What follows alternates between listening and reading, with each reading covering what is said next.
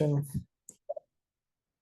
काफ़ी लोग मुझे जानते भी होंगे और कुछ लोगों से मेरा पहला इंट्रोडक्शन है भी।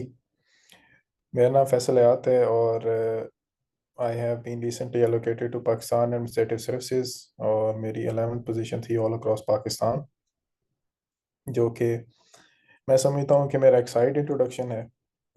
जो मेरा मेजर इंट्रोडक्शन है उसमें मैं I have been associated with teaching to the aspirants of CSS for almost 4 to 5 years for now। British history का मेरा ये ऑलमोस्ट फोर्थ सेशन है। इससे पहले 3 सेशन मैं स्पेशल से पहले पढ़ा चुका हूँ। इसके साथ साथ मेरा CSS 2020 का भी क्वालिफाई था, जो मेरी फर्स्ट अटैम्प्ट थी, उसमें एलोकेशन नहीं हुई थी। फिर उसके साथ मेरा PMS 21 भी क्वालिफाई था, उसमें एलोकेशन नहीं हुई थी। इसके अलावा मैंने डिफरेंट अकेडमीज में भी पढ़ाया है, कुछ बच्चे हैं मेरे साथ एसोसिएटेड हैं। तो आज का बेसिकली एजेंडा ये है कि हम सबसे पहले देखेंगे कि ब्रिटिश हिस्ट्री या एक पर्टिकुलरली आपने जो ऑप्शनल सब्जेक्ट है उसको चूज़ करना है तो कैसे करना है। उसके अलावा ब्रिटिश हिस्ट्री का सिलेबस क्या है, उसकी मिथ्स क्या हैं। फिर उसके साथ साथ हम देखेंगे कि पास पेपर में इसका स्कोरिंग ट्रेंड क्या रहा है। एंड लास्टली मैं आपको अपनी स्ट्रैटेजी शेयर करूंगा कि किस तरह से आप इन जो मेरे साथ ये जो आपका 4 से 5 वीक का सेशन होगा, इसमें किस तरह से मैं आपको फिंगर टिप्स पे इसको याद करवा दूंगा। और आपके 2016 से 23 तक जितने भी पेपर आए हैं, जितने भी क्वेश्चन हैं, you will be able to attempt those questions. और उसके साथ साथ मैं अपनी प्रीवियस क्लासेस का फीडबैक भी आपके साथ शेयर करूंगा, ताकि आपको बेहतर आइडिया हो सके कि आपको ये सब्जेक्ट रखना चाहिए, क्यों रखना चाहिए, इसका स्कोरिंग ट्रेंड क्या है। और इसके साथ साथ मैं आपको जो पास पेपर्स हैं, अटेम्प्टेड पास पेपर्स, वो भी शेयर करूंगा। ठीक है। सबसे पहले अगर हम बात करते हैं ब्रिटिश हिस्ट्री की, तो ब्रिटिश हिस्ट्री जो है, for some people it is one of the new subjects. I hope I am audible.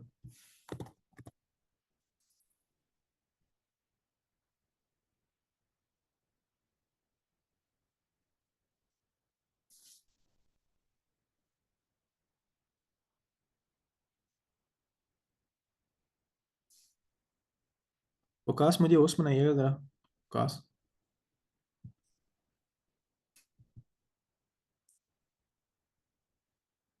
Waqas मुझे होस्ट बनाइएगा ये दूसरी आईडी से।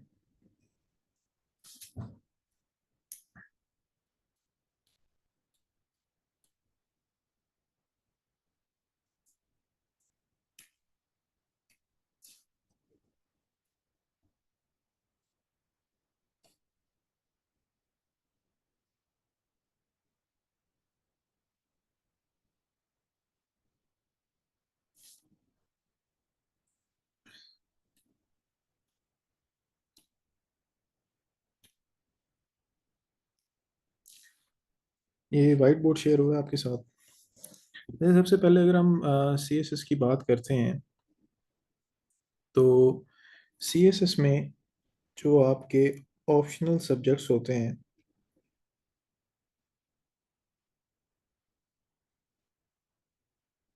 उनका बड़ा की रोल होता है। Coming straight to this point, यानी अगर आप देखते हैं तो आपके पास 600 के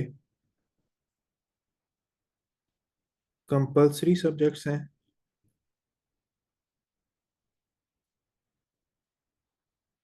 और 600 के ही आपके पास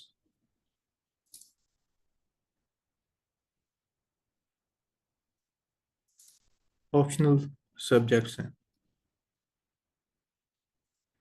अगर हम फॉर एग्जांपल कंपलसरी की बात करते हैं, एसए है, उसके बाद प्रेसी है, उसके बाद आपके पास इस्लामियात है, जीएसए है, पाक अफेयर्स है, करंट अफेयर्स है। ऐसे में जो सबका स्कोर आ रहा होता है वो आपके पास 40 आ रहा होता है। प्रेसी में आपके पास 40 से 60 की रेंज में आ रहा होता है। 40 से 60 ही आपकी इस्लामियात की रेंज है। जीएसए में जो एवरेज स्कोर है वो आपके पास 50 है। को हार्डली ऐसे कैंडिडेट्स होते हैं जो 70-80 तक जाते हैं।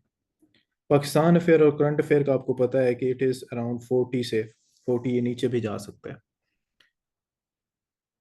तो यहाँ पे आप ये चीज़ देखें कि जो कंपलसरी सब्जेक्ट्स हैं उनमें आपके पास जो स्कोर है वो एवरेज स्कोर है। यानी कोई एक रेयर कैंडिडेट होगा जो यहाँ पे आपके पास एक्सेप्शनल स्कोर करेगा।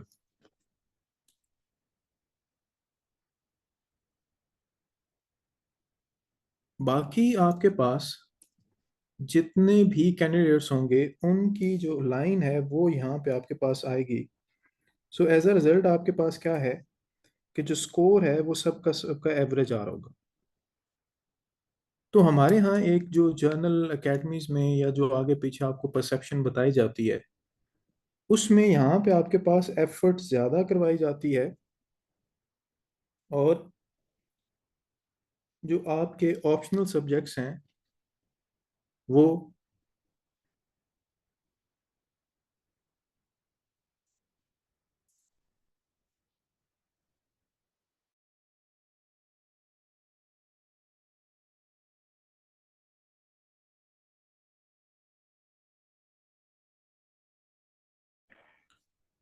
आवाज़ आ रही है सबको?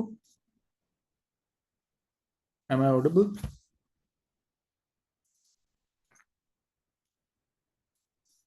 ओके।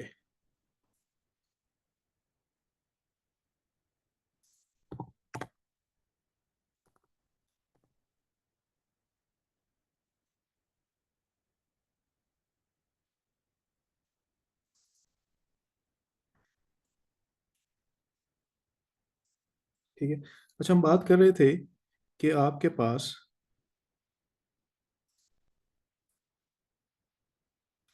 जो ऑप्शनल सब्जेक्ट्स हैं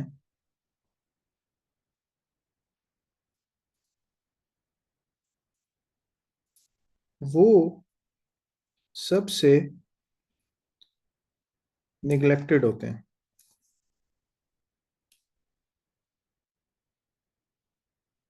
ठीक है। जो ऑप्शनल सब्जेक्ट आपके पास होते हैं वो सबसे निगलेक्टेड होते हैं। क्यों? क्योंकि ज़्यादातर एकेडमीज में या जो आपके पास ज़्यादातर लोग हैं वो आपको ये कहते हैं कि आप कंपलसरी पे एफर्ट करें। हालांकि वो सारे के सारे पेपर आपके पास जनरल नॉलेज के होते हैं या फिर आपके स्किल्स के होते हैं। जैसे हम एसए की बात करें कि एसए टोटली आपकी स्किल्स हैं कि आपके पास एक टॉपिक है उसको आपने डी कोड करना है।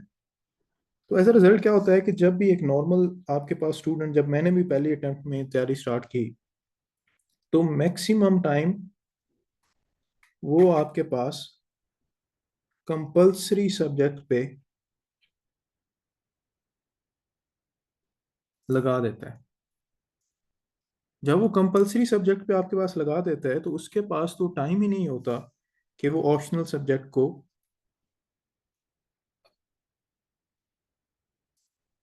चूज करे,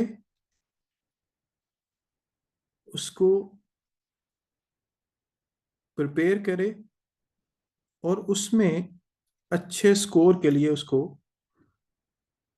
बार बार प्रैक्टिस करे या ऐसे सोर्सेज को कंसल्ट करे कि वो उसको आपके पास मैक्सिमम स्कोर जो है वो दे सके। सो आज का मेरा ये जो सेशन है इसमें यही मैं आपसे बात करूंगा कि एक ऑप्शनल सब्जेक्ट को कैसे चूज करना चाहिए और किस तरह आप ऑप्शनल सब्जेक्ट में कम टाइम में ज़्यादा स्कोर कर सकते हैं। और केस इन पॉइंट आपके सामने ब्रिटिश हिस्ट्री रखूंगा। सबसे पहले अगर हम ऑप्शनल सब्जेक्ट की बात करते हैं तो हमें चंद एक चीज़ें देखनी चाहिए उसमें। पहली मैं समझता हूँ कि सबसे जो मेजर चीज़ है वो है उसका लो स्कोरिंग ट्रेंड। हमारे यहाँ एक बहुत बड़ी मिसपरसेप्शन है कि हम हाई स्कोरिंग ट्रेंड की तरफ जाते हैं कि फॉर एग्जांपल एक साल एक सब्जेक्ट में 60 आया है, अगले में 70 आया है, 80 आया है, हम इसको देख के रख रहे होते हैं। लेकिन सॉरी, अभी जो एग्जाम की नेचर चेंज हुई है उसमें आपके पास अनएक्सपेक्टेड पेपर आ जाता है तो उसका मिनिमम स्कोर कितना आता है। फॉर एग्जाम्पल आप देखते हैं कि आपको इंडो पाक हिस्ट्री कहते होंगे, वो 40 पे भी चला जाता है, 30 पे चला जाता है।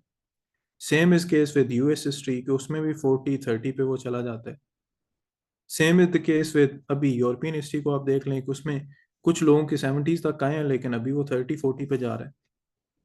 इसी तरह आप क्रिमिनोलॉजी और फिलोसफी का कंपैरिजन कर लें कि क्रिमिनोलॉजी में आते हैं तो बहुत अच्छे आते हैं, बुरे आते हैं तो वो 40 तक आ जाता है।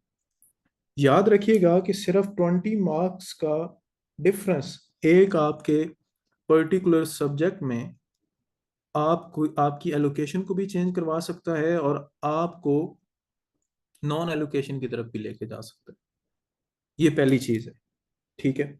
दूसरी चीज आपके पास जो सबसे इंपॉर्टेंट चीज है वो आती है उसमें सर्टेनिटी।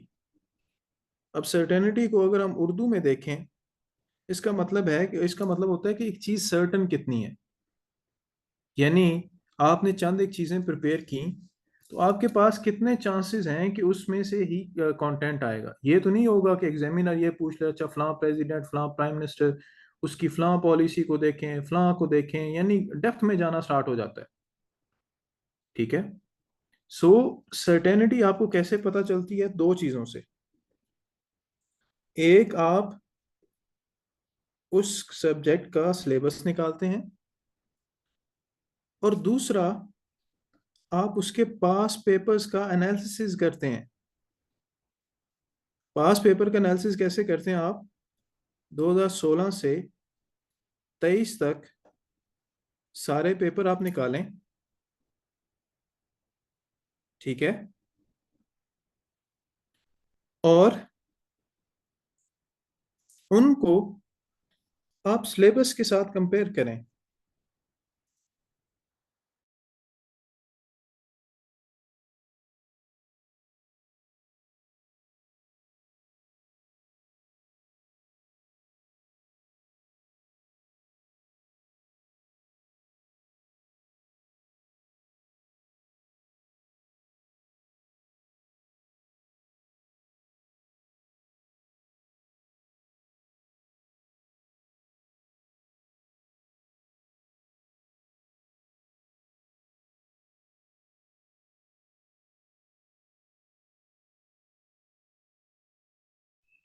वेट करें थोड़ा, वो डिस्कनेक्ट हो गया सर का नेट, और अभी हो जाएगा कनेक्ट करते हैं।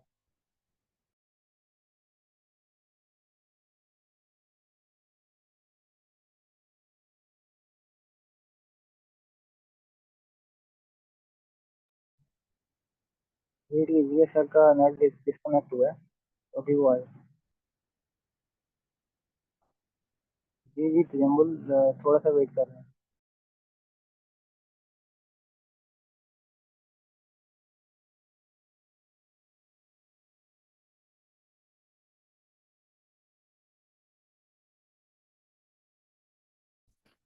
बस ये मुझे होस्ट बनाइएगा दूसरी आईडी, फैसल वाली। आई एम सॉरी, ये थोड़ा सा ना इंटरनेट का इशू आ रहा है, क्योंकि मैं मल्टीपल आईडी से लॉग इन हूँ। खास।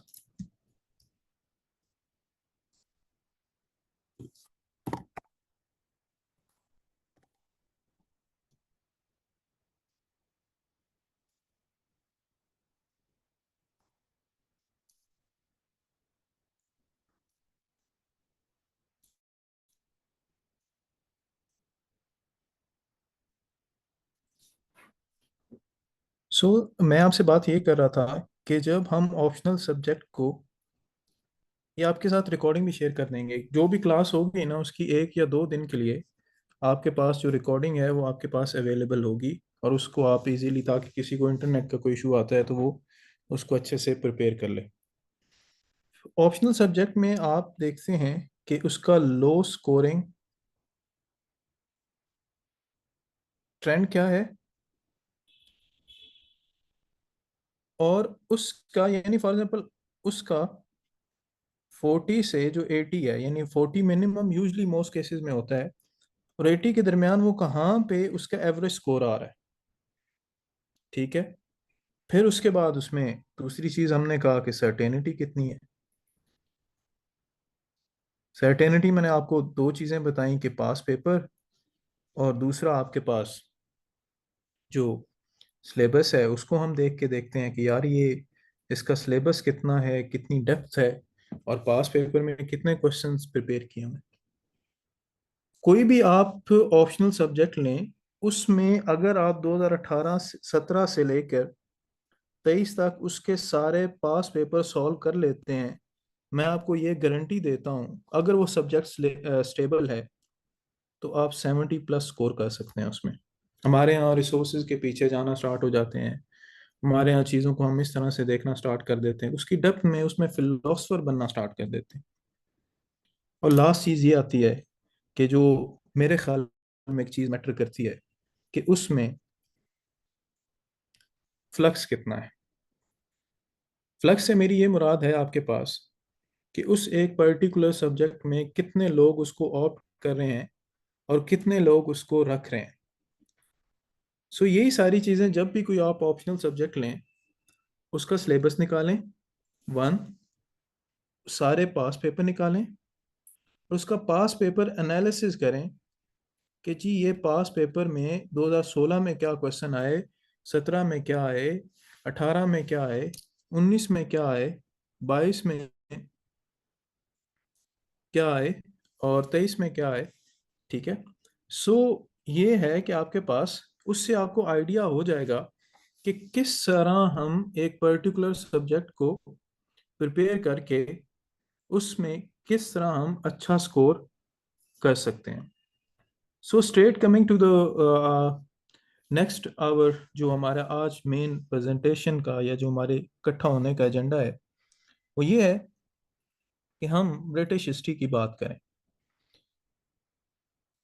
ब्रिटिश हिस्ट्री की अगर हम बात करते हैं तो सबसे पहले ब्रिटिश हिस्ट्री के बारे में डिफरेंट मिसकॉन्सेप्शंस हैं। क्या? फर्स्टली कि ये आपके पास क्या है, लेंथ ही है। सेकेंडली, स्कोरिंग नहीं है। थर्डली, इसके रिसोर्सेज अवेलेबल नहीं है। फोर्थली, आपके पास क्या है कि इसमें डेप्थ बहुत ज़्यादा है।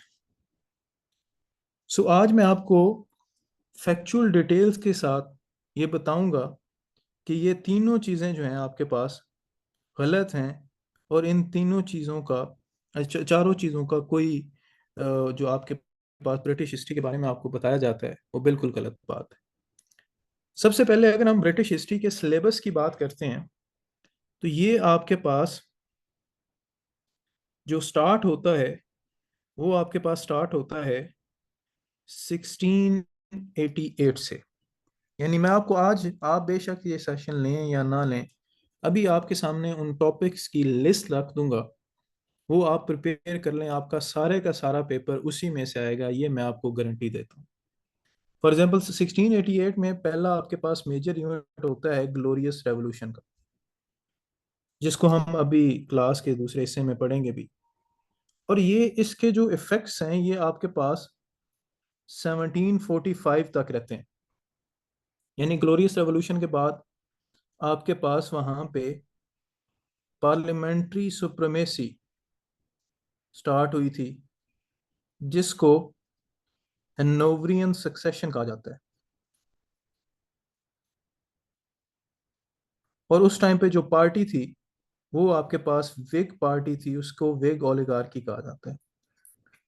सो मेरा जो आपको पढ़ाने का मेथड होगा, ये जिस तरह मैं चीज़ों को करता हूँ, वो चीज़ों को इस हम पूरे एरा को पढ़ेंगे कि 1688 से लेकर आपके पास 1745 तक क्या क्या ऐसी डेवलपमेंट्स हुई कि उन डेवलपमेंट्स की वजह से क्या इम्पैक्ट आया आपके पास ग्रेट ब्रिटेन पे।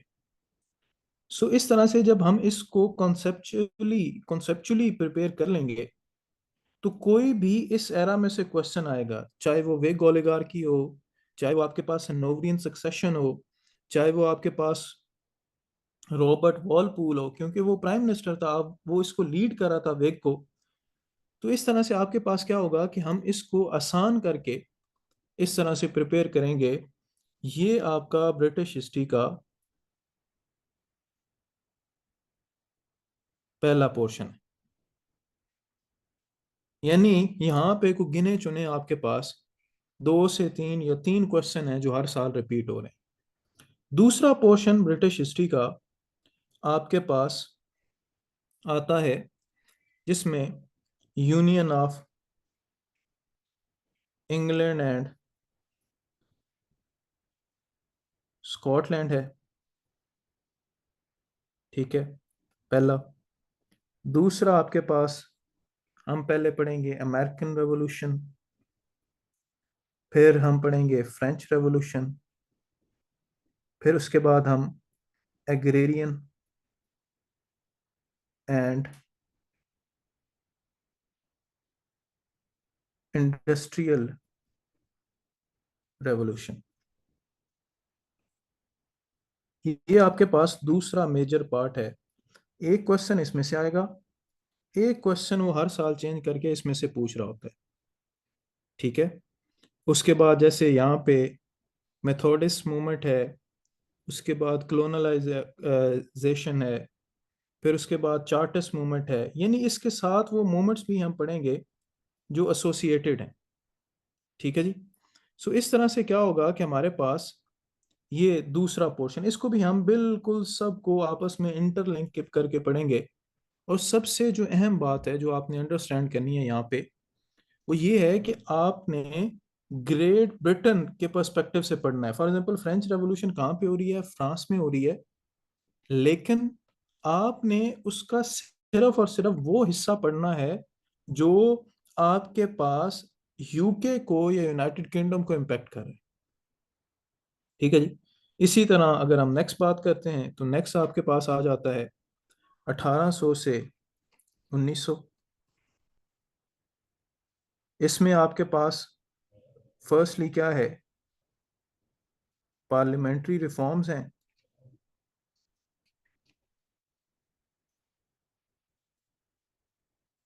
ठीक है जी, जिसमें आपके पास डिफरेंट डिफरेंट आपके पास प्राइम मिनिस्टर्स हैं जिन्होंने अपना रोल प्ले किया है, जिसमें रॉबर्ट पील है। फिर उसके बाद आपके पास डिज़राइली है। उसके बाद ग्लैडस्टोन है। ठीक है जी। सो इस तरह से क्या होगा कि हम इस सारे एरा को देख लेंगे कि वहाँ पे पार्लियामेंट्री रिफॉर्म्स किस तरह से हुई और इन प्राइम मिनिस्टर्स ने किस तरह से अपना किरदार अदा किया। ये तीसरा मेजर पार्ट है।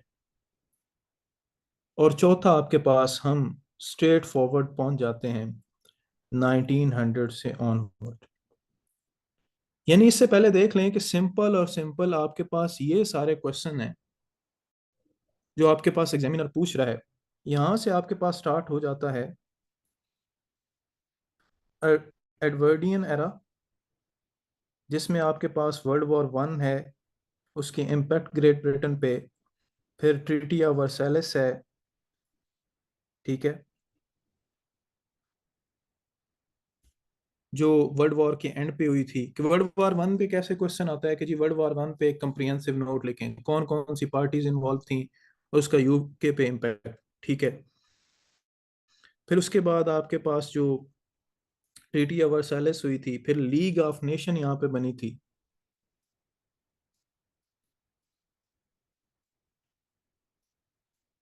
और यहीं से आपके पास फिर आ जाता है जी वर्ल्ड वॉर 2, कि वर्ल्ड वॉर 2 क्यों हुई थी, उसके इम्पैक्ट क्या हुए थे, डीकोलोनाइजेशन किस तरह से हुई थी, फिर उसके बाद उसके ब्रिटेन पे क्या इम्पैक्ट थे, यूनाइटेड नेशन कैसे बना था। फिर उसके बाद आपके पास और भी इसमें चीज़ें हैं कि किस तरह से जो विंस्टन चर्चिल है उसने अपना रोल प्ले किया था।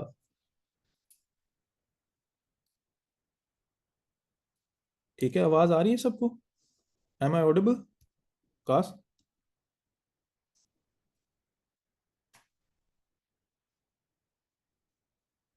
काश आवाज़ आ रही है? ठीक है जी। सो इस तरह से क्या है कि ये सारी चीज़ें जो हैं हम इसको इस तरह से पढ़ेंगे और देखेंगे कि बिल्कुल एक आसान वे में कि हम किस तरह से इसको प्रिपेयर कर सकते हैं, जो ब्रिटिश हिस्ट्री के बारे में मिथ्स हैं। फिर इसके बाद आपके पास जी मेजर पोर्शन जो लास्ट आ जाता है, वो आ जाता है जी आपके पास 1950 से 2016 तक। पहला मेजर इवेंट क्या, हम अब जिन्होंने थोड़ी बहुत तैयारी की है उन्हें पता होगा कि कोल्ड वॉर का इवेंट है। फिर उसके बाद वहां पे आपके पास स्वेज कैनाल का क्राइसिस है, मिडल ईस्ट का इशू है,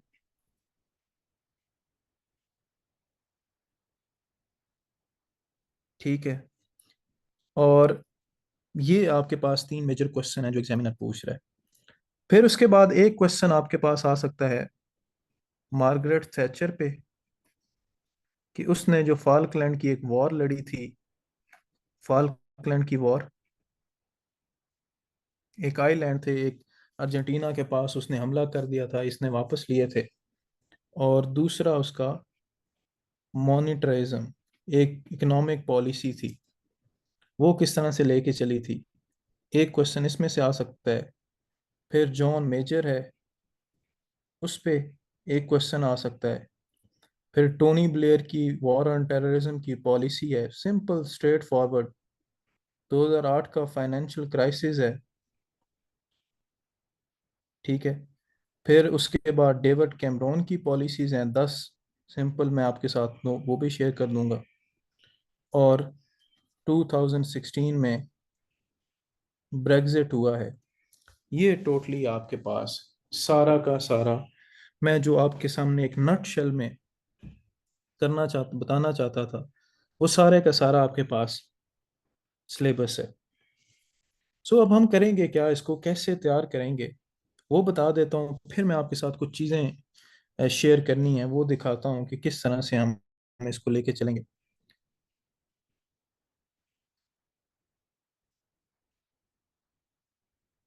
सबसे पहले तो हम कोशिश करेंगे कि हम जो स्लाइड्स रीडिंग है वो ना करें।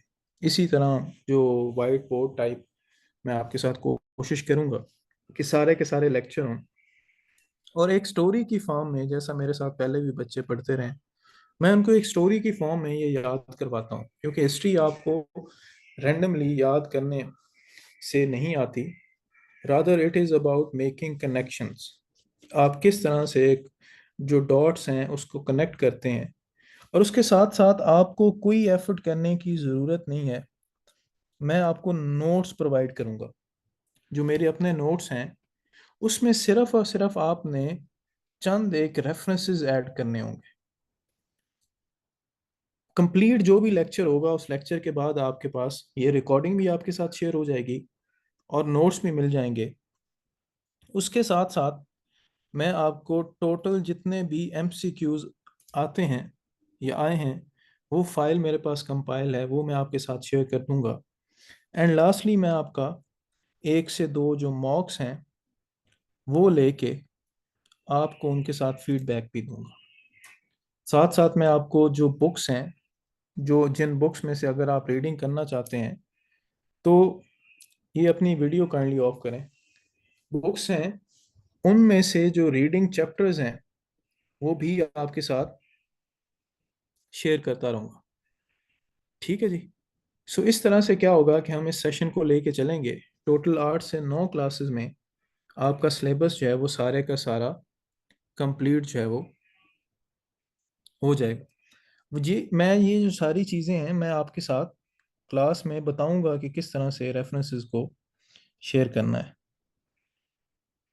अब अगर हम देखते हैं सबसे पहले आपके पास कि किस तरह से चीज़ों को हम लेके चलेंगे या किस तरह से हम देखेंगे। सबसे पहले मैं आपके साथ जो पास पेपर का एनालिसिस है वो शेयर कर दूंगा, जो मैंने आपके लिए ऑलरेडी बनाया हुआ है, जिसको आपका जो ग्रुप होगा उसमें वकास को मैं कहूँगा कि वो शेयर भी कर दे।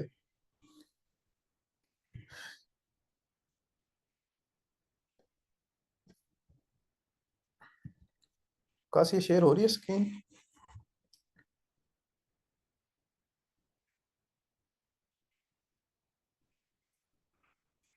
अच्छा, ये आप देखें कि आपके पास पूरे का पूरा जो पहले इसका एनालिसिस है वो मैंने किया हुआ है। और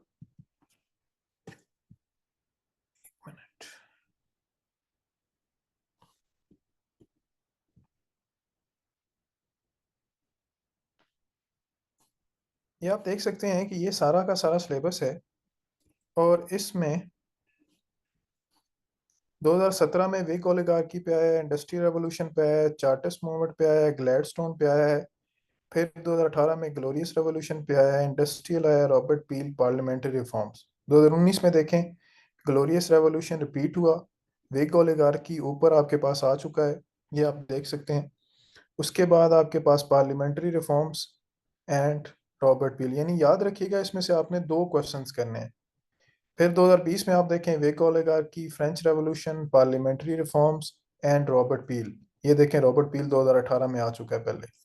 2021 में देखें आप, ग्लोरियस रेवोल्यूशन, ये आपके पास 2018 में भी आ चुका है, 2019 में भी आ चुका है, same as it is repeat हुआ है। फिर उसके बाद एक्ट ऑफ यूनियन, जो हम पढ़ेंगे भी उसको डिटेल में। फिर ग्लैडस्टोन, ये देखें पहले आ चुका है, William the younger, labour party और फ्रेंच रेवोल्यूशन। अब इसकी एक जो सबसे रीसेंट मैं आपको एग्जांपल दूंगा, वो आपके पास जो पेपर आया है स्पेशल का, भी स्पेशल का एग्जाम हुआ है, वो आपके पास मैं शेयर करता हूँ, आपको दिखाता हूँ। उसमें आप देख लीजिएगा कि किस तरह से question as it is repeat होते हैं।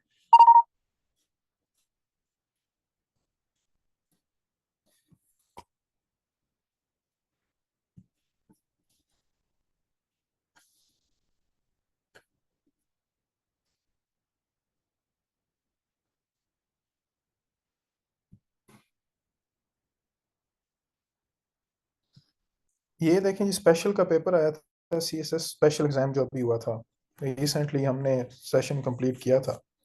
उसमें देखें कि what was the political and constitutional importance of Hanoverian succession. ये आप जब आप एनालिसिस देखेंगे तो उसमें same as it is question है। फिर रॉबर्ट वॉलपूल पे आया हुआ है। फिर उसके बाद इंग्लैंड जो है, किस तरह से आपके पास जो एक्ट ऑफ यूनियन है, यहाँ पर भी आप देखेंगे तो वही सेम क्वेश्चन आया हुआ है। फिर उसके बाद ये ईस्टर्न क्वेश्चन है, जो वर्ल्ड वॉर 1 के बाद टर्की बना, ऑटोमन एम्पायर की डिसइंटीग्रेशन हुई, तो वो किस तरह से आपके पास होगा। फिर आप देखें कि ये वर्ल्ड वॉर 2 डीकोलोनाइजेशन, ये क्वेश्चन हम पूरा पढ़ेंगे भी, और सेम एज इट इज वही आप एनालिसिस जब देखेंगे तो रिपीट हुआ हुआ है। और उसके बाद ये देखें क्वेश्चन नंबर 7 ब्रेक्सिट, जो मैंने आपको बताया भी। फिर नीचे आप देखें, मार्gaरेट थैचर है, मेथोडिस्ट मूवमेंट है, और मिडल ब्रिटेन का मिडल ईस्ट में रोल, जो कि आपके पास ज़्यादातर पैलेस्टाइन इशू को डील करता है। तो इस तरह से आप देखें कि जो मोस्ट रीसेंट पेपर है उसमें आपके पास 8 के 8 वो क्वेश्चन है जो पहले हम पढ़ चुके हैं। ठीक है, सो ये आपके पास एक है। अब इसके साथ मैं अगर आपके सामने शेयर करूं जरा, एक मिनट।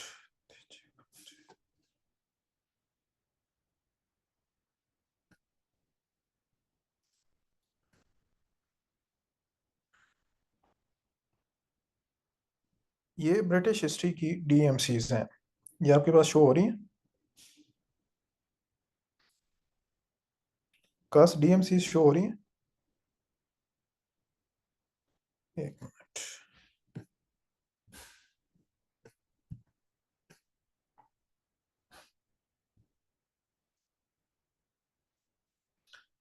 यहाँ पे आप देख सकते हैं कि जो ब्रिटिश हिस्ट्री है उसमें 80 मार्क्स आए हुए हैं। और यहाँ पे आप देखें, ब्रिटिश हिस्ट्री में 69 है, ब्रिटिश हिस्ट्री में आपके पास 64 हैं, उसके बाद ब्रिटिश हिस्ट्री में आपके पास 80 हैं, उसके बाद ब्रिटिश हिस्ट्री में आप और दूसरा यहाँ पे हिस्ट्री ऑफ यूएस देखें आप, 40 हैं, जो रीसेंट सारी मैंने डीएमसीज जो हैं वो कलेक्ट की हैं। उसके बाद हिस्ट्री ऑफ यूएस में देखें 41 आए हुए हैं। उसके बाद यहाँ पे आप देखें कि हिस्ट्री ऑफ यूएस में फेल किया हुआ है उसका टोटल स्कोर 574 है। ठीक है, यहाँ पे आप देखें कि जो हिस्ट्री ऑफ यूएस है उसके 43 हैं और ब्रिटिश हिस्ट्री में 67। यानी अगर आप एफर्ट करके जाते हैं तो आपका ब्रिटिश हिस्ट्री फिर आपके पास आ गया 73। यानी एफर्ट करके जाते हैं। ये चंद एक जो मुझे मिली थी डीएमसीज, उनका एनालिसिस मैंने आपके साथ शेयर किया है कि आप देख सकते हैं कि यहाँ पे यूएस हिस्ट्री का जो ट्रेंड है वो एज सच इतना स्टेबल नहीं है, जबकि दूसरी साइड पे ब्रिटिश हिस्ट्री एटलीस्ट आपको 60 देगा। अगर आप मेरे साथ चलते हैं और ये सारी चीज़ें करते हैं तो एटलीस्ट 60 आपको ब्रिटिश हिस्ट्री देगा। ठीक है, उससे ऊपर आपकी एफर्ट है कि आप कितना इसको लेके जाते हैं। अब थोड़ा सा मैं अगर आपके सामने जो ये फीडबैक अपना शेयर करूं, उसमें आप देख सकते हैं कि ये पिछले जितने भी, ये भी आपके साथ just for the sake of के आपकी वो थोड़ी सी स्टूडेंट मेंटालिटी होती है, उसमें ये आपके सामने फीडबैक है कि जो हमने कवर किया था उसमें, उस पे सारा का सारा पेपर जो था, कुछ स्पेशल के भी बच्चे थे, इसमें से ही आपके पास आया था। बट खैर, that is on the side note. Main चीज़ ये है कि मैं आपके साथ जो पास पेपर है वो इस तरह से कुछ आपके पास जो नोट्स हैं वो मैं शेयर करूंगा,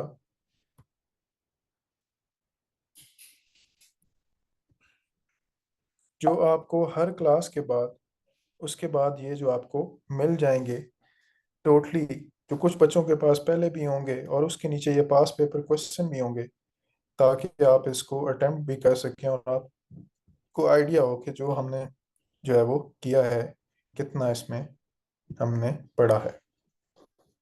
लास्टली बस आपके साथ ये एक और जो ब्रिटिश हिस्ट्री एमसीक्यूज की फाइल है वो भी आपको मिल जाएगी, और उसमें सारे आपके पास एमसीक्यूज मौजूद होंगे जो आप इसको प्रिपेयर कर सकते हैं। नाउ अब अगर किसी का कोई क्वेश्चन है तो वो पूछ ले, अदरवाइज एक छोटा सा टॉपिक आज हमने करना है वो करते हैं, और उसके बाद क्लास जो है हम इंशाल्लाह उसको एंड करते हैं।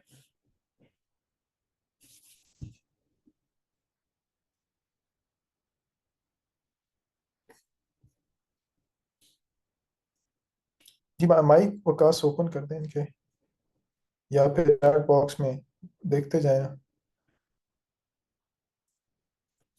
जी सेल्फ स्टडी के लिए आपके पास दिलबर जो सबसे बेस्ट सोर्स है वो चैट जीपीटी है, उसके साथ साथ ऑनलाइन जो रिसोर्सेज हैं उनको आप कंसल्ट करते जाएं। इसी तरह रिकमेंडेड बुक्स तो आपके पास काफ़ी हैं।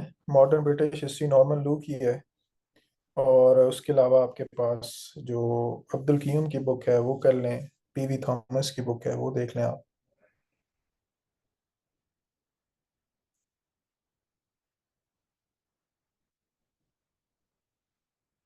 और आपको 5 वीक्स में आपका जो सिलेबस है ना वो इंशाल्लाह कंप्लीट हो जाएगा। Hardly 5 weeks, not more, even before that. Ali I go with British history, stable है, स्कोरिंग ट्रेंड अच्छा है इसका।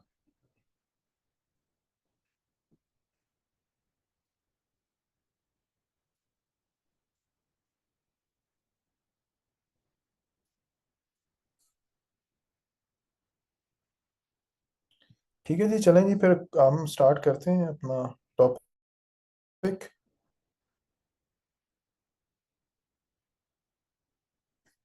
ठीक है जी। सो आज का हमारा जो पहला टॉपिक है वो आपके पास है जी,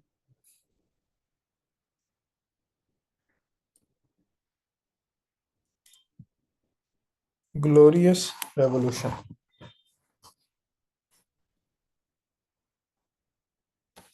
6 डेज अ वीक क्लास नहीं होगी, ये सैटरडे और संडे क्लास होगी आपकी सिर्फ।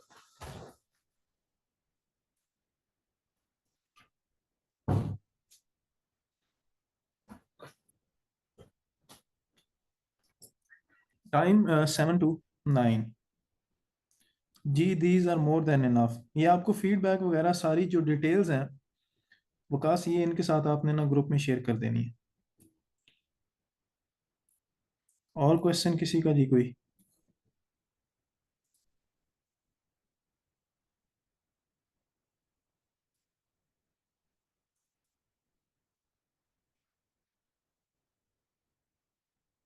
जी, रिकॉर्डेड लेक्चर आपको 2 दिन तक मिल जाएंगे, ताकि आपकी कुछ चीज़ मिस होती है तो आप जो है उसको कर कर सकें, प्रिपेयर कर सकें। अच्छा, सबसे पहले अगर हम देखते हैं तो आपके पास, अगर हम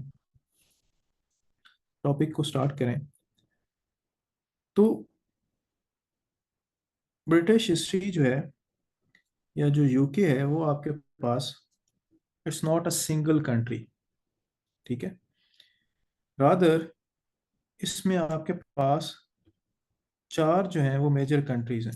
यानी अगर मैं आपके सामने इसको ये जूम इन करें तो एक आपके पास है यूनाइटेड किंगडम, ये यहाँ पे आप मैप में देखें।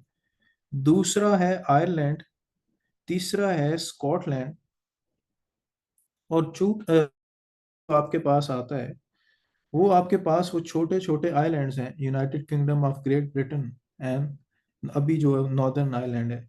सो बेसिकली क्या था कि अगर हम हिस्ट्री में इसकी जाते हैं तो यहाँ पे आपके पास ये मेडिटेरेनियन सी था, यानी यूरोप था। यूरोप के पास इस तरह से छोटे छोटे आइलैंड थे। सबसे पहले एक छोटी सी जगह थी जिसका नाम था वेल्स। और यहाँ पे आपके पास क्या था, ब्रिटेन। यानी यहाँ के रहने वाले लोगों को ब्रिटेन जो है वो कहा जाता था।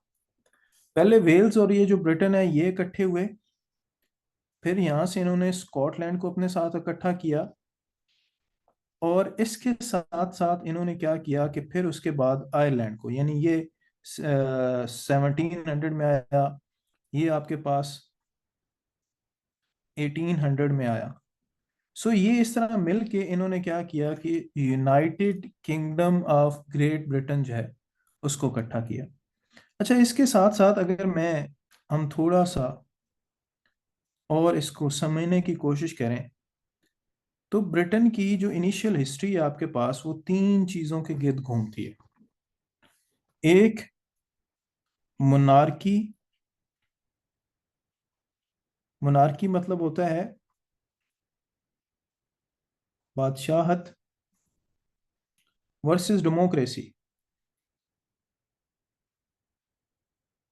यानी आज आप जो देखते हैं ना कि जमहूरियत जमहूरियत की बात करते हैं कि जमहूरियत होनी चाहिए, लोगों के पास राइट होना चाहिए, और उसके अलावा जो लोग हैं उनके पास ये इख्तियार होना चाहिए कि वो अपने फैसले खुद कर सकें। ठीक है, मोनार्की को एंड किया गया। किस तरह एंड किया गया? वो सारी की सारी जो थीरी है, जो आइडियल्स हैं, जो वोटिंग राइट्स हैं, वो सारे के सारे आपके पास ग्रेट ब्रिटेन से आते हैं। इसी वजह से मैं कहता हूं कि आपको ब्रिटिश हिस्ट्री पढ़नी चाहिए। दूसरा, आपके पास होता है कि सेकुलरिज्म। कितने लोगों को सेकुलरिज्म का पता है? सेकुलरिज्म क्या होता है? हैंड रेज करें।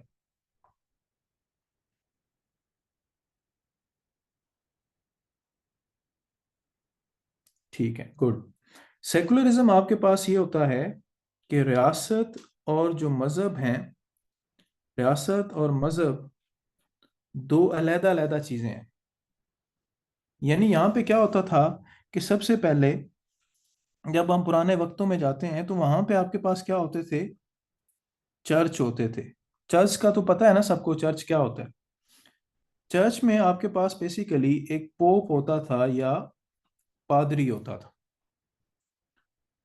अब दूसरी साइड पे क्या हुआ कि जिन्होंने पॉलिटिकल साइंस पढ़ी है, किंग जो था उसने बाय फोर्स लोगों को कब्जा कर लिया। लोगों के उसके पास आर्मी ज्यादा होती थी, इस वजह से वो रूल करता था।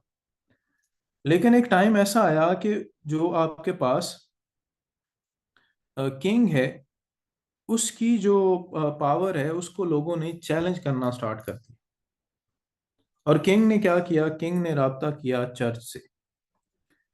किंग ने यह कहा कि मैं आपको क्या करूंगा, पैसे दूंगा, और आप मुझे किसी तरह यह कहो कि मैं खुदा का नुमाइंदा हूं, यानी खुदा का नुमाइंदा हूं। मेरे पास क्या है, इसे हम इंग्लिश में कहते हैं डिवाइन राइट ऑफ किंग, कि खुदा ने मुझे ये इख्तियार दिया है कि मैं इन लोगों पे रूल करूं। और इस बात को वैलिडेट किसने किया, मतलब वैलिडेट होता है कि किसने इस बात को हामी भरी, वो चर्च ने भरी। So as a result of that क्या हुआ कि वहां पे एक तो क्या था, मोनार्की थी ब्रिटेन में, ठीक है। मोनार्की क्या थी, किंग ही सारे फैसले कर रहा था, वो जज भी था, ज्यूरी भी था, उसकी एग्जीक्यूशनर भी था, यानी सारे के सारे जो फैसले थे वो आपके पास मोनार्की कर रहा था। और दूसरी साइड पे जो चर्च था, चर्च जो था वो लोगों की जिंदगियों में इंटरफेयर कर रहा था। सो एज अ रिजल्ट क्या हुआ कि एक मूवमेंट चली ग्रेट ब्रिटेन में। उन्होंने 1688 से पहले उन्होंने चर्च जो था उसको क्या किया, प्योरीफाई किया। किस तरह से, उन्होंने कहा कि चर्च जो है वो स्टेट के मैटर्स में इंटरफेयर नहीं करेगा। इसको उन्होंने क्या किया, इन्होंने उन्होंने कहा कि ये प्रोटेस्टेंटिज्म है, यानी न्यू फॉर्म ऑफ क्रिश्चियनिटी है। और जो पुरानी थी उसको उन्होंने क्या किया, उन्होंने कहा कि जी कैथोलिज्म, ठीक है। अब कैथोलिज्म क्या था, कि जो ये बिलीव करते थे कि किंग के पास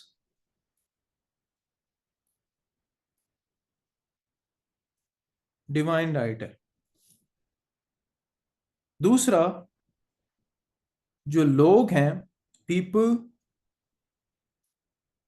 कैन नॉट चेंज,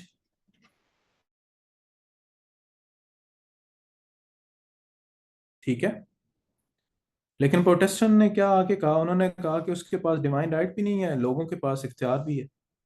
और दूसरा, आपने एक इवेंट सुना होगा मैग्ना कार्टा का, सुना है आपने? कितने लोगों ने सुना है, हैंड रेज करें।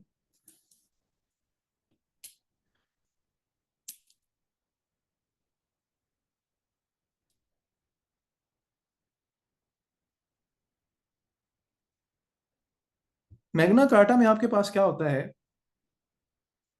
कि जो इंग्लैंड का मोनार्क है वो फ्रांस के साथ उस टाइम पे, फ्रांस के साथ उसकी क्या चल रही थी, लड़ाई चल रही थी। और उस टाइम पे किंग का कौन था, किंग जॉन। तो उसके पास उसकी पावर वीक हो गई। उसने क्या किया कि उसने कोई जो बड़े बड़े उस टाइम पे फ्यूडल्स थे उनको बुलाया और उनसे एक एग्रीमेंट किया।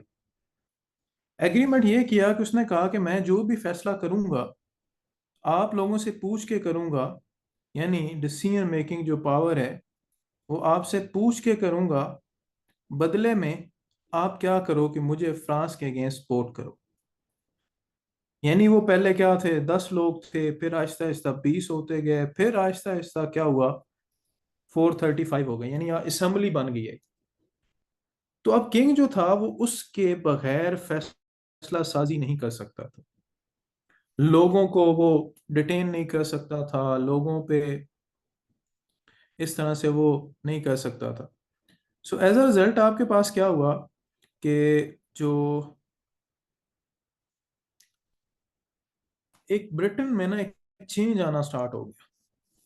चेंज इस तरह से आया आपके पास कि एक साइड पे उन्होंने मजहब को अलहदा कर दिया, यानी प्रोटेस्टेंटिज्म को सामने लेके आए। और दूसरी साइड पे आपके पास क्या हुआ कि जो आपके पास, इसे हम कहते हैं पार्लियामेंट। पार्लियामेंट यही है ना, वो एक जो लोग हैं, यानी लोगों का इकट्ठ है, लोगों का मजमू है, वो इकट्ठे होके फैसला करते हैं किसके अगेंस्ट। पहले एक इंसान जो किंग जॉन था वो कर रहा था, अब उसके नतीजे में क्या हुआ कि पूरी पार्लियामेंट फैसला कर रही थी। यानी दो चेंजेस मैंने आपको बताए कि 1688 से पहले आ चुके थे। एक जो आपके पास कैथोलिज्म यानी पुराना आपके पास था वो खत्म हो गया और प्रोटेस्टेंटिज्म आ गया। दूसरा मोनार्की के आपके पास जो पार्लियामेंट है वो क्या हो जाती है, स्ट्रांग हो जाती है। लेकिन आपके पास क्या हुआ कि 1688 में एक कीमत होता है, जरा इसको समझे, उसके बाद आपको पिछला जो है वो समझ आ जाएगा। 1688 में आपके पास क्या होता है कि एक ईवेंट होता है जिसको हम कहते हैं ग्लोरियस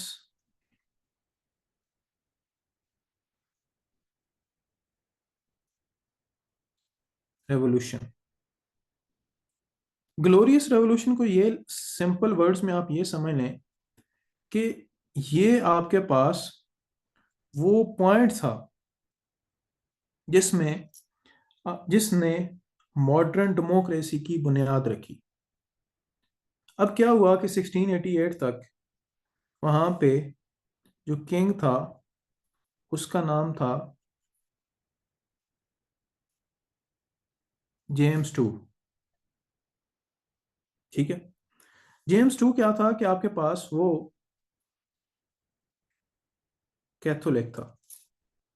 यानी कोई ऐसे इवेंट्स हुए, आप सिंपल ये याद रखें कि कुछ ऐसे इवेंट्स हुए जिन इवेंट्स के नतीजे में आपके पास किंग जो था वो कैथोलिक किंग आ गया।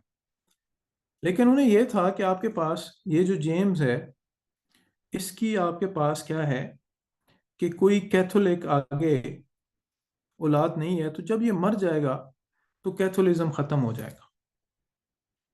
ठीक है, और इसकी एक बेटी थी क्वीन एन और मैरी, उसके पास चला जाएगा। ठीक है, और दूसरा इसने ये कहा था पार्लियामेंट वालों को कि मैं आपके अगेंस्ट कोई आपकी कंसल्टेशन के बगैर कोई फैसला नहीं करूंगा। ठीक है, कंसल्टेशन के बगैर मतलब मैं जो भी फैसला करूंगा मैं आपकी जो विल है या आपसे पूछे बगैर कोई फैसला नहीं करूंगा। So as a result of that क्या हुआ कि मामलात पीसफुली चल रहे थे। लेकिन क्या हुआ, जेम्स के यहाँ एक मेल हेयर जो है वो उसकी कैथोलिक बीवी से पैदा हो गया। अब जब कैथोलिक बीवी से पैदा हो गया तो जो उस टाइम पे पार्टीज थी, यानी एक पार्टी का नाम था विग और दूसरी का नाम था टोरी। सिंपल अभी आप इतना याद यही रखें कि पार्टी जैसे पीटीआई है, जैसे नून लीग है, वहां पे एक पार्टी का नाम था विग और दूसरी का नाम टोरी था। तो उन्होंने क्या, उन्हें यह खतरा हो गया कि अब तो हमारा जो मजहब है उसको खतरा हो गया।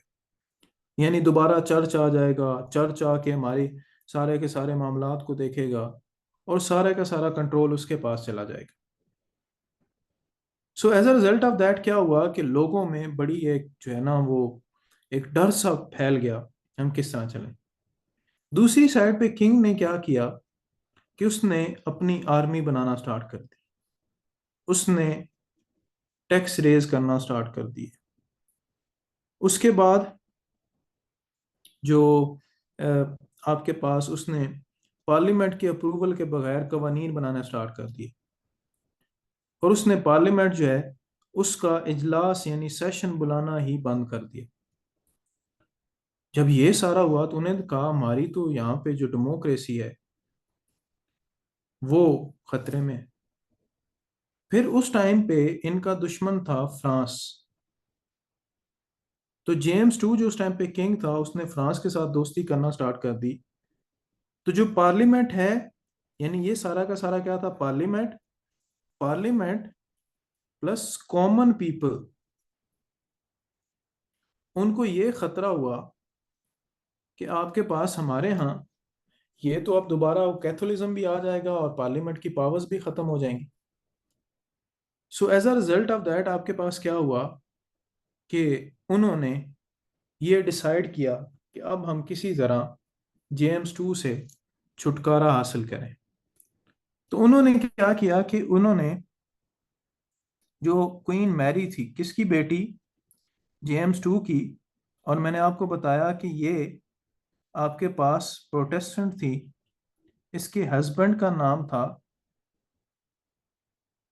क्वीन मैरी, जेम्स टू की बेटी थी, और इसके हस्बैंड का नाम था विलियम द ऑरेंज। ये ऑरेंज उनकी, जैसे इस तरह हम कहते हैं जात होती है या कोई एक नाम है। उनको इनवाइट किया कि आप आए, वो लंदन आए। जेम्स टू की सारी जो फोर्सेस थी, ये स्कॉटलैंड से था बेसिकली। जेम्स टू की सारी फोर्सेस इधर चली गई। बगैर लड़ाई के आपके पास क्या हुआ कि क्वीन मैरी और जो विलियम है, ये आपके पास इंग्लैंड के मुनार्क बन जाते हैं। सो इसी वजह से इसको कहा जाता है ब्लडलेस रेवोल्यूशन।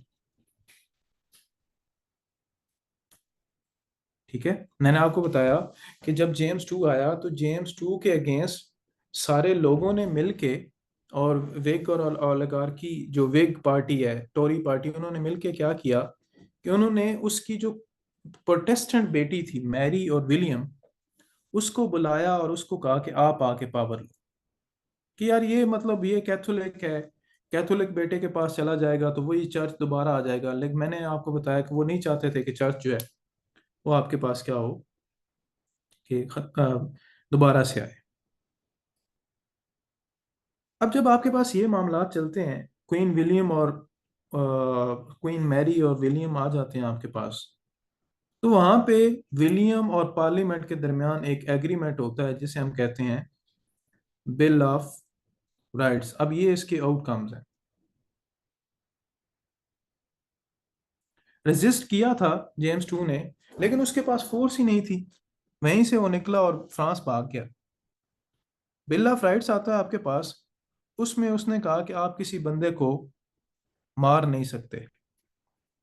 यानी आज जो फंडामेंटल राइट्स की आप बात करते हैं ना, right to life, right to speech, right to liberty, ये सारे के सारे उसके क्या होते हैं, इसके आउटकम्स में आते हैं। ठीक है, उसके बाद क्या था आपके पास कि जो मोनार्क की पावर्स थी, क्या पॉइंट था, मोनार्क की जो पावर्स थी वो ले ली गई। यानी फॉर एग्जांपल उसने अगर टैक्स रेज करना है तो उसकी अप्रूवल कहाँ से आएगी आपके पास?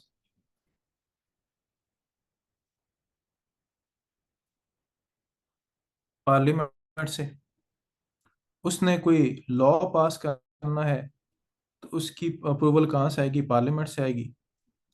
उसने कोई फॉरेन रिलेशंस बनाने हैं तो उसकी अप्रूवल कहाँ से आएगी आपके पास? पार्लियामेंट से आएगी। ठीक है, so as a result of that इस हम टर्म को कहते हैं कॉन्स्टिट्यूशनल मोनार्की। यानी हमने मोनार्क की जो पावर्स हैं उनको क्या कर दिया? लिमिटेड कर दिया। और जो पार्लियामेंट की अथॉरिटी है उसको क्या किया? इंक्रीज कर दिया। लोगों को बिल ऑफ राइट्स के थ्रू क्या कर दिए? इंडिविजुअल राइट्स दे दिए। फिर उसके बाद यानी पूरी दुनिया में आपके पास क्या था कि एक नई जो मूवमेंट चली, एक पूरा का पूरा कि जमहूरियत होनी चाहिए, ये सारे मोनार्की बादशाहत खत्म हो जानी चाहिए, इस वजह से आपके पास आई। और यानी जो आपके पास बाहर अब्रॉड में हम आगे जाके पढ़ेंगे अमेरिकन रेवोल्यूशन, इससे इंस्पायर हुई। उसके बाद आपके पास जो है ये फ्रेंच रेवोल्यूशन, इस वजह से आपके पास आई। यानी ये पूरी दुनिया में आज भी जब आप जमहूरियत की बात करते हैं, डिक्टेटरशिप आप कहते हैं कि ख़त्म होनी चाहिए तो जमहूरियत आनी चाहिए, तो ग्लोरियस रेवोल्यूशन की वजह से बात करते हैं। और पॉलिटिकल रिफॉर्म्स इसकी, इसके बाद में जब हम आएंगे दोबारा तो हम देखेंगे कि आपके पास जो वजीर आजम है, प्राइम मिनिस्टर का ओहदा बना, कैबिनेट सिस्टम बनी। उसके अलावा आपके पास जो पार्लियामेंट है वो आहिस्ता आहिस्ता स्ट्रांग होती गई। सो इस वजह से क्या है कि आपके पास, इसको कहा जाता है कि it is one of the glorious thing that has ever happened in the history of Mankind.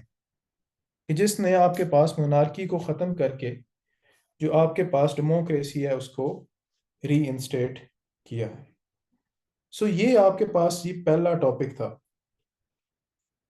अब इसमें अगर आप क्वेश्चन देखते हैं, what was so glorious about glorious revolution, discuss its significance in British history. उसके बाद why did glorious revolution occurred and why it is known as glorious revolution। ये जी 2018 और 20 में आपके पास क्वेश्चंस आए हैं। इतना ही आपके पास जो है वो ब्रिटिश हिस्ट्री मुश्किल है, यानी आपने इसको स्टोरी की तरह याद करना है तो आप इसको इजीली कर सकते हैं।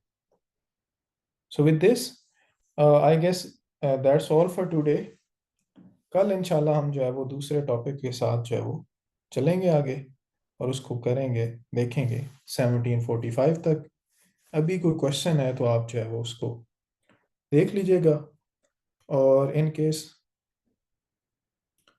यू वांट टू कांटेक्ट तो ये मैं नंबर यहाँ पे आपको लिख देता हूँ, ये वकास का नंबर है, तो इनसे आप जो है वो कांटेक्ट कर लीजिएगा।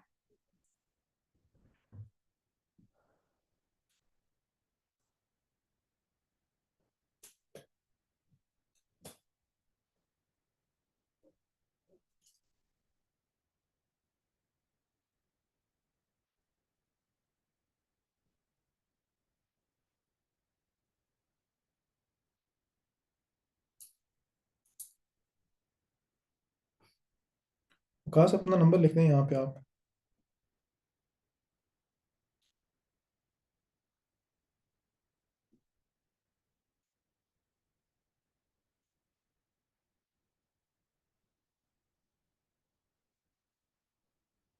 ये वकास से आप कांटेक्ट कर लीजिएगा, ये आपको डाटा, रेलिवेंट डाटा और मटेरियल भी दे देगा और बाकी चीज़ें भी दे देगा।